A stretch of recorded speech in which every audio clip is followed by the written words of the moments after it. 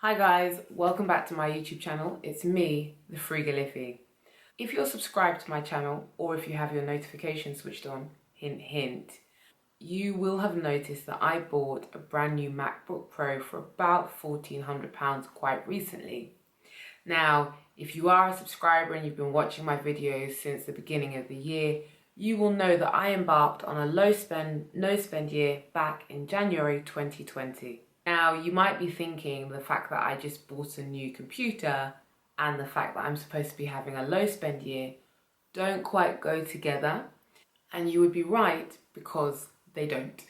For the first 2.5 months of this year, so January through the first half of March, I was pretty focused on my low spend challenge and following the rules that I'd set for myself, I think at the end of December.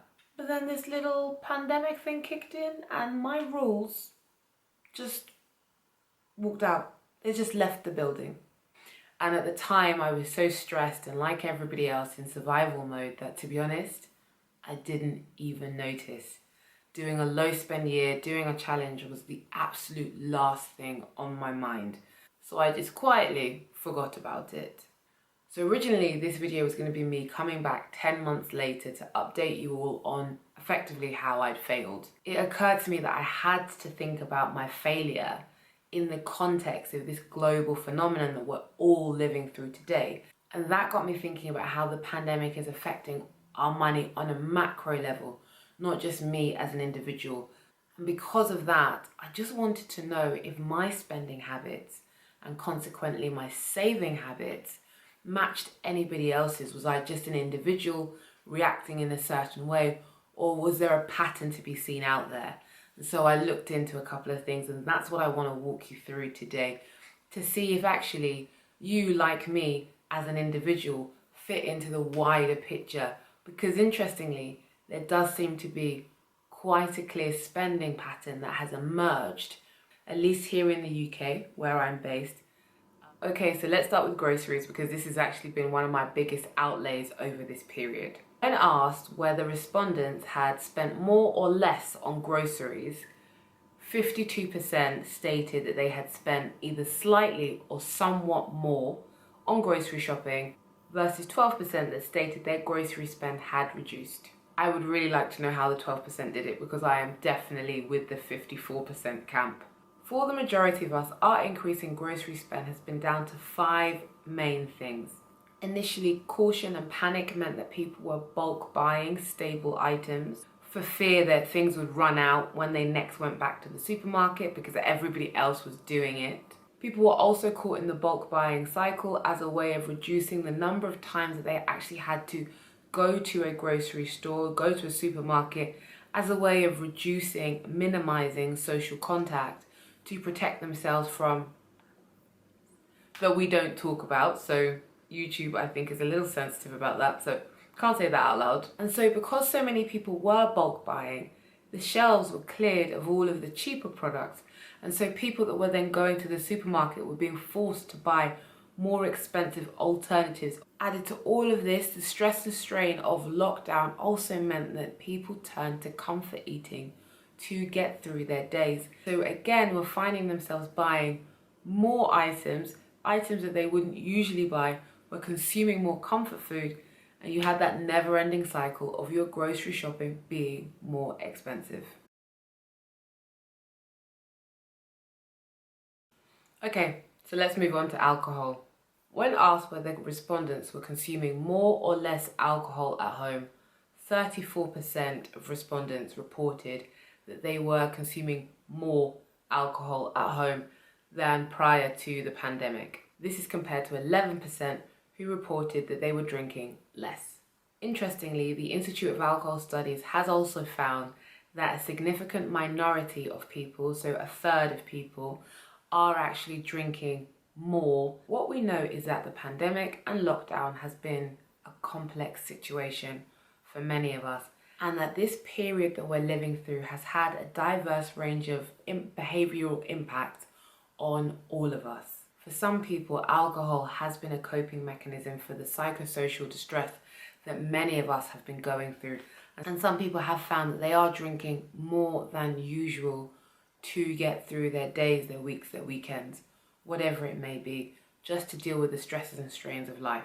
For other people, social drinking that would have happened outside the home is now happening inside the home, whether at net neutral volume, so they're not actually drinking more, they're just drinking the same amount at home, or they are drinking more, but because it's cheaper to buy alcohol in supermarkets than it is to buy alcohol at bars, restaurants and pubs, they are spending either the same or less, but they are actually drinking more alcohol.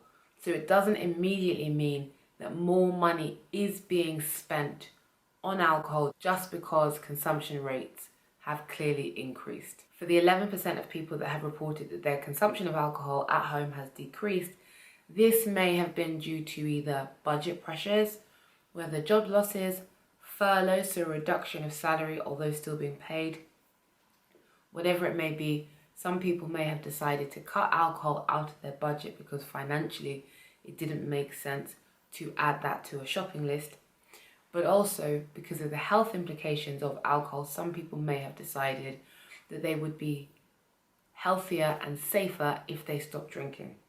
So again, two sides to every story. Next are books, hobbies and entertainment. For most of us, a large proportion of 2020 has been spent in either strict lockdown or under varying levels of social restriction. And for this reason, we have had to find other ways to enjoy our free time because going outside has not always been an option. So with that in mind, the YouGov survey reported that 24% of respondents were spending more money on hobby materials, hobby craft stuff, 21% were spending more on books, and another 20% was spending more on digital services, so things like Zoom classes and streaming services, Netflix, etc. The next is retail.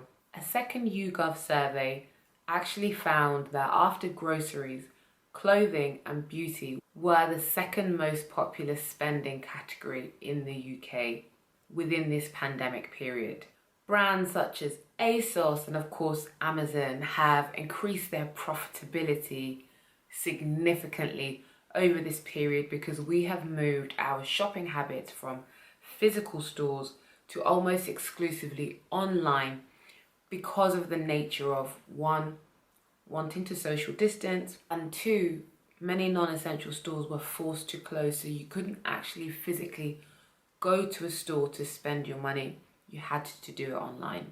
And though many of us, me included, have been spending more money on loungewear to be able to relax and work from home, YouGov has actually reported that 42% of respondents suggested that they were spending less on apparel. And although that may seem a little bit confusing because we hear so many reports and we see on social media that so many people are shopping online, that you do have these online brands that are doing so well at the moment. Looking at activewear and exercise equipment, I think helps to explain this. So activewear and exercise equipment has been another popular category of spending. But when we look at the statistics, it becomes clear that though 20% of 18 to 24-year-olds are reporting that they are spending more on activewear and exercise equipment, only 9% of the population as a whole, represented by these respondents across all age groups, are actually spending more in this category, versus 17% who have stated that they are actually spending less. And this is just because as we correct for age groups, there will be some age groups that are really spending nothing. I believe that 3% of the over 65 group were actually spending more money on this category.